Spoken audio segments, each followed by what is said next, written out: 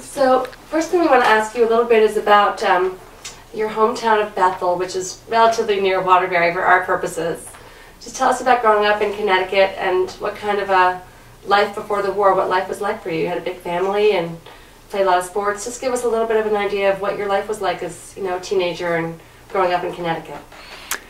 Growing up in Connecticut as a teenager during the pre-war days was absolutely glorious. Certainly at my age today, I reflect back on that.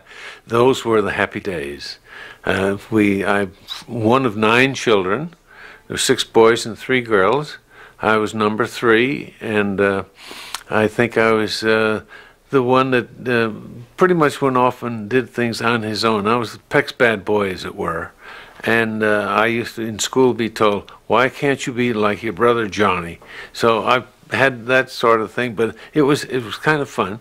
We would, the school was about a mile away, and we would walk. And the town in itself was a small town. There was a railroad track that went down through the middle of the town, and we lived on one side of the track. That was all of the immigrants, and the ones that came in the Mayflower are on the other side of the track. But we got along beautifully. It was really, I think, if someone were to write the history of Bethel as it really was as I remember it, why, I think they have a bestseller, because it was a small town, it was for real, everyone had a sense of purpose in life, they had a respect for the other person, and Lord knows we need that today. So Bethel, P.T. Barnum was born there, and he was the one that said there's a sucker born every minute. That means outside of Bethel, not in Bethel, you see.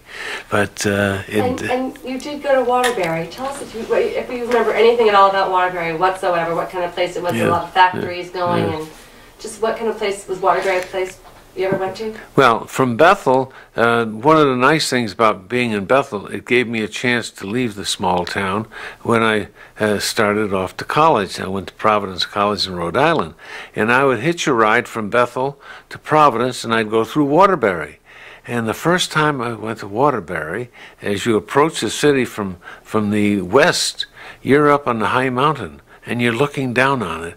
And I said, boy, did the Mohawk Indians have a lot of fun here, because the river was down below, the people were down below, and this great big factory where they brass works, or whatever it was one of the most progressive and more populated town in southern New England, and certainly the most wealthiest one.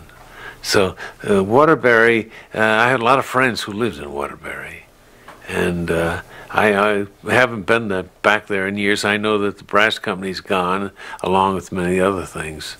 Thank you. Wonderful. Tell us